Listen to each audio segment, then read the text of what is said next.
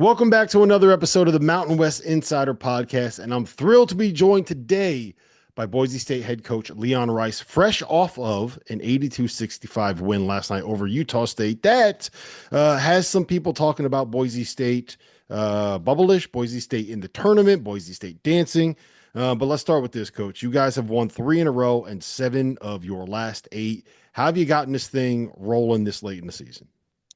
Well, good teams and most teams go through a valley of death, and Mhm. you don't know how long that valley is going to be. And I referenced the fact that UConn a couple of years ago, when they won their first title, I think they lost 6 straight league games, and then they got better. They fixed some problems, and they went on to dominate in the NCAA tournament. And so that's what good teams can do, is they can figure out their problems in those uh, droughts and in those valley of deaths and get better at them.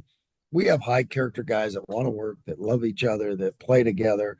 But we had 8 guys that weren't in our uniform last year. Mhm. And so, there's a learning curve for them. There's a learning curve for us on putting the right combos together, all those kind of things. And I think, when you look at our losses, they were final possession, things like that. We were right in games and mostly, and we were playing pretty good. We just lost some close ones, but we got better at a lot of things and, changed the lineup a number of times and kind of settled into a pretty solid rotation now. And I think that's helped these guys. Yeah, you dropped one on the road to Utah State, which there's no shame in that. On the road They to got New a they Mexico. had a we were up 2, they got a 4-point play Oh, I on the was watching. last possession. Yeah. I was watching that one. That was one of those ones. I said this to some of the people in the league the other day that Mountain West games, like every one of them should start at like 11 p.m. Eastern time. I know that's late for you guys, but there's nothing I like more than the coming home and the last thing that you watch before you go to sleep is what some kind of insanity happening in your Yeah, building. it usually There's always does. something crazy happening Yeah. there, and it's the best way to end a night of college basketball for me. But I'm against that I can imagine. because you're a unique. I mean, most people are in bed, and so they don't even know what happens on the West Coast. And I think a lot of our good teams get overlooked because nobody sees the results. Nobody sees what. I mean, I've had uh, media, national media people come out like last year, and they'll be talking about some teams and like, I'm here with. I've seen the 4 best teams in the league, and they hadn't seen us. I'm like, do you know that we're leading the league right now? They don't even know. And these are respected journalists that they don't get to see us all the time. They don't get to see what happens in out west because a lot of those late starts. Yeah, well, I'll tell you this. Part of why we do this pod is to be able to make sure that everybody realizes that there is really good basketball out there in the Mountain West. And I think you're the perfect example of why the league overall needs more respect, right? 4 of the 5 losses you have in conference play are on the road to the other 4 teams that are in the top 5 of this conference. Right. And if that was the Big 12, if that was the ACC, the bit like nobody would be questioning that at all. You lose on the road to some of the best teams in the conference. Like those are ones that you kind of go through the schedule and say, well, we're lucky to steal that one, lucky to steal that Yeah. one, lucky we could steal that one. Um, and I don't think it's at that point yet for the Mountain West. And I think that it should be. I think people should recognize Yeah. that those road environments are as good as any in the sport. 100%. And the reason our league maybe isn't getting the national respect that it has gotten, we got 6 teams in last year. That's pretty good respect by the Mhm. committee. But the reason now is because our bottom, their numbers aren't holding up and they're dragging things down. So all of a sudden, we're not getting that respect. Well, it doesn't mean those top 5 or 6 aren't as good as they have been, and doesn't mean it's not that hard to beat them still. So just because the numbers are a little down, those numbers are a little down for all of us because of the bottom of our league. That's it. These teams are all good, and their home courts are like you said, the hardest places to get a win, and we're affected by those numbers a little bit. You look at our resume and some of the wins we have. They're some of the best wins in the country. I mean, Clemson is going to be in the top 10. They're on their way Mhm. there, and we beat them by I think 13 here. We beat St. Mary's on a neutral. They're working their way up in the top 15. They've won the WCC already. And, I think they only have like 4 losses. So those 2 wins, we'll stack those up against anybody. And we have another quad one. Utah State, their net is 33. So, I mean, you can't be any closer to a quad one. And, sometimes you look at it and go, well, does that mean we're not NCAA tournament worthy because their net is 3 down from being a quad? How do you measure that and how do you quantify all that? That's a heck of a team, and we beat them by 17. So we've got some really good resume stuff that I think people have maybe overlooked a little bit. Yeah, and the two ones that you got in the last week, I think, were the two big ones that you really needed to put together a case to dance, right? And we will. I'm expecting tomorrow when we do our next bracket that you guys will be in the field at somewhere. I don't know, maybe an 11 seed or one of the playing games, but you guys should be one of our at larges because of those two wins that you got. How do you keep this going? Like, you're going on the road now at Fresno State. They haven't been great this year, but I've seen some Fresno State games, and those kids haven't quit. They're still playing No doubt. hard. You You're just won a right. couple big games. Like, how do you keep this? How do you avoid that letdown spot there on a Saturday Yeah, night? and you're playing in an environment that's so different than a lot of these environments that you play in where they're sold out and they're great energy and that is a challenge, no doubt about it. And uh, we're playing for something though. Our guys know that, and they know we're going to have to come with energy and bring our own energy to that gym. And we got a lot of guys that haven't played there, so uh, it's going to be a big challenge, no doubt about it. Everyone thinks that it's just no. They're Division 1 players. They haven't quit. They're playing with some pride, and we're going to play a good game. Tyson, I had him on, I think it was in January, and he said one of the things that kind of hit you guys during that stretch where you lost 4 out of 5 was, or I'm sorry, 3 out of 4, was focusing on little things defensively. And it was Yeah. just, it was a possession here, it was a Yep. possession there, it was an offensive rebound here. And it when you win a game by 10, you don't notice it. When you lose a game at the buzzer, you notice those little things. How have you Right. guys kind of fixed that here in the last month? I think the biggest thing is, you know, I had to go back and look at it and go, you know what? We haven't given these guys enough grace or enough uh, understanding that they might not know what we're talking about. They might Mhm. not know our terminology. 8 new guys that weren't in our uniforms last year, and some freshmen. It's a big jump, and they don't know. You know, so when you have a lot of continuity, and you have Tyson and Max had been in this program for 6 years, and Buzo had been here for you could just keep building on what they did the year before and you Mhm. could go back and use a terminology and they knew exactly what you're talking about. And then all of a sudden you're like, wait a minute, how that guy doesn't know what we're talking about. He doesn't know our positioning. He doesn't know where he should be. We haven't done a good enough job of getting them all on the same page. And I think that's where we made the jump is we became a little more connected both defensively and offensively where we were clicking because we play team defense. I mean, we're not going to go just overpower you at every position, but our defensive numbers with Coach Burns the last 3 years have been phenomenal. And when you look at the teams we're around, you're like, whoa, those are some great defensive teams, and they can like physically go overpower you and then block the shot. We guard as a team, and when one guy's not on that page, it can, it can lead to a bucket. It can lead to a last second shot. It can lead to all those kind of things. And so I think we got a lot better at being more connected. And again, that's just part of the new era of, you're bringing in a lot of different guys, a lot of moving parts. That's the way it's going to be, I think. But when you recruit high character guys, they'll work through those kind of things together. And I think they did a good job of that. Yeah, and I don't know if you'll find a more high character player in college basketball than Tyson. And one of the things he had to work No through doubt. was the like, I think there was one point he was shooting 17% from the three on the season. And I don't Right. know if he's necessarily Steph Curry, but I know that he ain't a 17% 3-point shooter. I believe that's up to 38 in Mountain West play. Yeah. Is that just as simple as seeing a couple go through and getting your head right, or how has he managed to find a way to start hitting some of those open looks? Well, I think that and the confidence that we give him and finding him shots, that kind of thing. And, there were years where he played center for us. And I Hmm. think that affected his 3-point shooting because you're doing all that heavy lifting. And then, all of a sudden you're shooting threes. It affects it a little bit. But the other thing that affects his 3-point shooting, and I think it's making him better, is the point guard he's playing with now. Hmm. I mean, Alvaro has been spectacular. And these guys now are getting comfortable with him and he's getting comfortable with them, knowing where they'll be and how they can play off each other. And he's one of those old school point guards that makes others better every possession.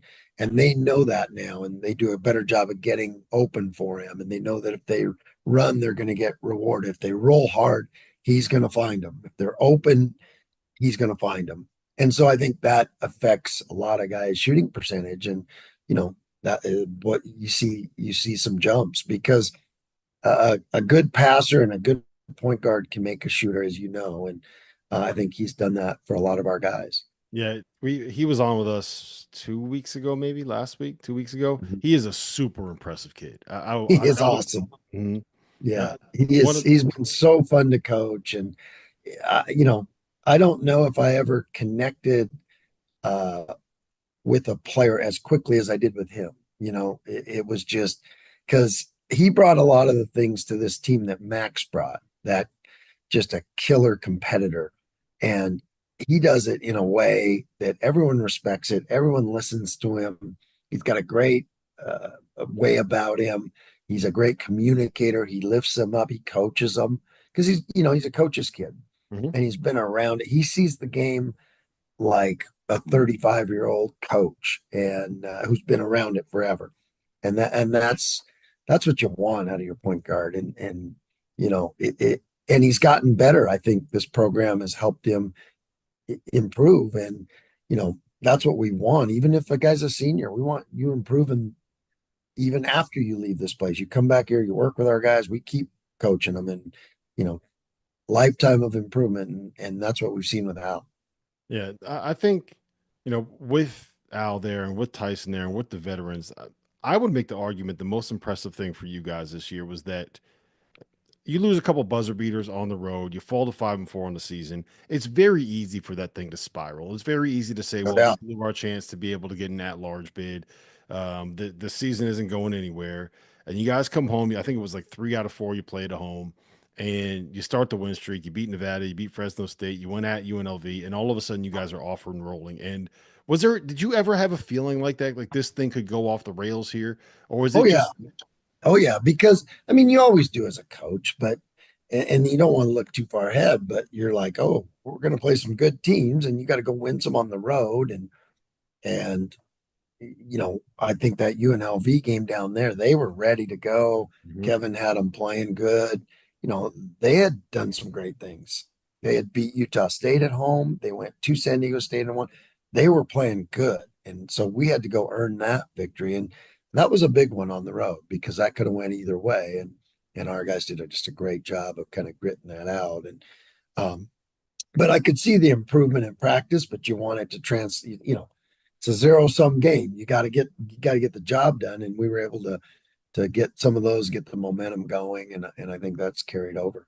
when are you going to get Andrew Meadow his NIL sponsorship with RecSpecs? I think he's got one right now, Does some he? sort of classes. Yeah, absolutely. Yeah. I was disappointed he cut his hair. I like the Me too. Hanson brother look, that long hair, and that was kind of his signature, but he cut it and he's been shooting the heck out of it since then. So that's great. Yeah, well, part of the problem with him cutting it is it's he goes out on the floor, and I don't think anybody is going to expect him to. You look at that guy, and he's not a layup line scout. Let's just phrase it like that, right? And he Right. comes out there and he's drilling threes on you, and he's dunking it, and he's blocking some Yeah. shit. Like he turns into a killer, man. Yeah. He is easily one of my favorite players to watch in the Yeah. Mountain West this year. He's so much And fun. he's just getting better and better and better. And he's going to continue because number one, nobody in the country outworks Andrew. I know that's, like a cliche thing, but we have the numbers on our shot tracker to prove it. He shot more shots than anybody in the country, according to Shot Tracker, in the summer. And it was an unbelievable amount of shots that he shot. And so he's a machine the way he works. But now he's getting more flow and feel to his game as he plays more experience. And that's what you're going to see. That's how he's going to grow as a player. So next year we have to create a matchup between you guys and St. Louis so we can get Oh, the Robbie two Avila classes. and Yeah. Juju Meadow facing off. Yeah, We got to that's make that pretty happen. good. That's not a bad idea, no doubt. I'd love them to come to Boise. There you go. Good answer. All right. See if you can get that done. I'll talk to Shirtsy for you. Yes, I'll Yeah, support it. we'll gladly host him in our building, right? No doubt, no doubt. How are you? How are you balancing right now? Being able to negotiate with some of these guys that are going to be coming back and trying to make sure that everybody is focused on because got an eye on the portal. Yeah, You have to worry about how you're going to rebuild your roster next year. Like the problem with college basketball now is it feels like a lot of teams are always in flux. There's always the next step. right. It's hard to focus on the here and now. And this is the main thing. We're heading into March Madness, man. We're heading into the meat of the college basketball season and the best part of it for us fans and the part where you guys can actually go out and win some stuff. So, how do Right. you keep people focused on the main thing at this point? Well, I think that goes back to who you recruit. Mhm. And my staff has done an amazing job. We recruited, and some of that's luck, Rob. You think you know what you're getting, but the speed dating that you go on when it's portal, because in the old days, like not old days, it wasn't that long ago, but like when we recruited Tyson, we recruited him since he was like an eighth grader. Mhm. My youngest son played with him, and my wife said to me, "That kid's going to be special." I'm like, "He's in eighth grade. How do you know that?" And she was dead on. She saw it. Like, you could You should see, take her recruiting more often, it sounds like. no doubt. She's got a great feel. I listen. I don't try to give her all the credit for it, but she loves to take that because she was true. But we recruited him since he was in eighth grade. We knew everything about him, everything about his family, all the people around him, all his now you can recruit a guy for a couple days and you get him. So Mhm. there is some luck to it, but we've done a good job. My staff has done a great job of finding OKGs, our kind of guys that, because otherwise you're you're you're you're recruiting mercenaries. Mhm. And historically, when the bullets start flying, the mercenaries will raise their rifle and run the other way. And when you're fighting for your country, it's different. And we have those kind of guys that they bleed blue, they care about each other, they really love it here, and they're playing for Boise State and they're playing for something bigger than themselves. So that there has been, not one eye, out the window, or hey, it didn't go well. I'm throwing my rifle and running the other way and going fighting for another country. So I think a credit to my staff, but it's also a credit to the guys we have. That's how we stay in the moment and understand. We talk a lot about that. Like this is Mhm. going to be a lifelong memory for them, and this is, you know, they're going to look back on this team and this special group and the days we've had together. We have fun being together. It's almost, you know, like I said, guys, I don't want you to take this the wrong way, but I hate giving you days off because I love being in the gym with this group. And they all pick each other up. When we went through hard times, these guys would pick us up. We'd go to Mhm. practice, and if you're feeling down there, they just get after it and they're fun to be around. Like I Well, said, they can. that's the thing. I had this conversation with someone the other day, right? And the hardest part for me right now to wrap my head around all these kids that are transferring and year by year stops is you don't have a program that was yours, right? Like I played at a Right. little D3 school in New York and Right. I still have a text thread 20 years later of No doubt. everybody that I played with. It's like there's like Yeah. 19 guys on the text thread and we're Yeah. always in there like talking, chatting. They had the alumni game a couple of weeks ago, getting videos of all these old fat guys that can't play anymore, trying to pretend like they still got it. And That's there's awesome. there's so many players now that aren't going to experience that because they're one stop Right. and one stop and one stop, or you're Right. someplace for 3 years and you get an offer for more money and you go take it and you sit the bench and you play 8 minutes a game and the fans don't even remember who you are. It just you 100%. lose you lose the soul of what makes college basketball great when you move around as much as you do, I think. I couldn't agree more, and that's what a lot of kids will look back on and be like, gosh, that they don't know that right now, and like you said, those stories aren't told enough of like, hey, this kid was having a great college career. He disappeared into the portal onto somebody's bench. And you're like, whatever happened to that guy? He was a good player, you know, Mhm. because he was in the right fit. And so much of having a good college career is being on a in a program that you fit in, the coaches you fit with, your teammates that you fit with, all that stuff has to add up for you to have a good college career. And that gets going. And then the lure of what they think is big money, which it's really not. It's not life changing a lot of these times. And they trade their career for that. Yep. And I get it, man. It is there. The money is money, and sometimes it's hard to say no to those dollar figures. But it's Sure. Yeah, there and money I is. get that. Mhm. There's different kids that have different, you can't paint everything with one paintbrush. You can't. But there's a lot more of those stories than what get out and what, Mhm. you know, and like the stories like would, I always talked about this. If Chandler Hutchinson would have been in these rules, he might not have been a first round draft pick because he had to work through stuff. And his first 2 years were bumpy for him here. That he didn't have great numbers. He didn't have, it was tough for him. And he decided he drew the line in the sand and like, I'm going to work harder. I'm going to make myself better. I'm going to confront my issues. Well, if it was nowadays, he would have transferred and maybe played at a lower level, wouldn't have gotten better, wouldn't have been forced to get better, and would not have become a first round draft pick. Yeah, Because I always tell our guys, our issues are our issues until you confront them and until you fix them. And that's the same with individuals, and that's the same with development. There's things you have to get over and become better at to be a great player. Everybody has them. And if you're just running from it, like if somebody coaches you hard and then you run from it, you're not going to get better. And so it does hurt some kids that because guess what's waiting for you at the next school? Your issues. And hmm so that happens a lot, I think, with and players. here's the other part of it too that I wish people understood was, um, let's take Tyson for example, right? Right. Tyson's going to play professional basketball somewhere, No maybe doubt. the NBA one day, maybe it's the Euro League, but he's Right. going to play a very high level of professional basketball Right. for, if he's lucky, 10 years, right?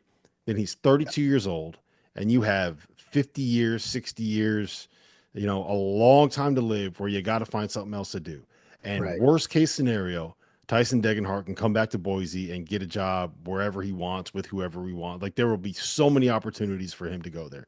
But if he He could transfers get to like Minnesota or something last right. year or wherever, that they're not going to be there. Like Uh, you have a lifetime setup there that you Those can. are great points, Rob. And that is so true. And especially at a place like this where we are the pro team and Mhm. Tyson is like he could next year run for governor and win.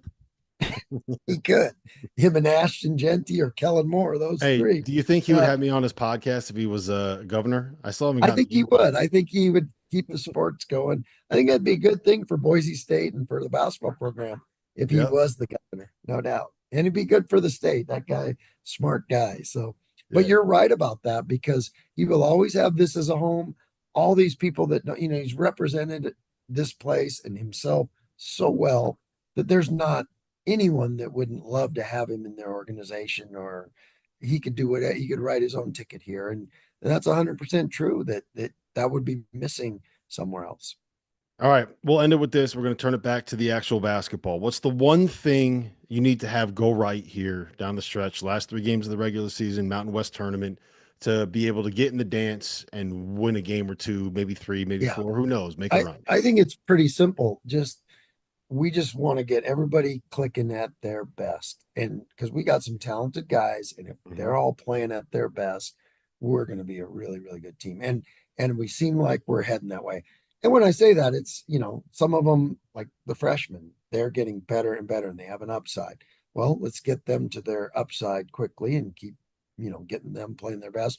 Omar Stanley, Javen Buchanan, guys like that, get them playing their best. Then we got a pretty hard team to beat.